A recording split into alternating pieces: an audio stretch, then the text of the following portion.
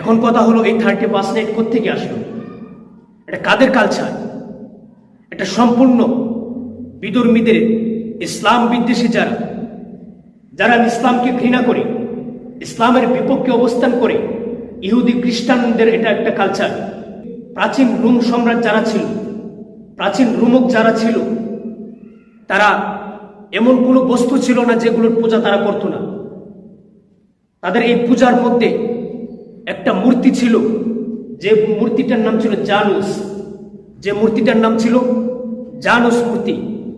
তারা এই জানুস মূর্তিকে মনে করত যত ক্ষমতা, শক্তি, কল্যাণ, অকল্যাণ, অতীত, ভবিষ্যৎ, এই সকল কিছুর মালিক হলো এই জানুস মূর্তি।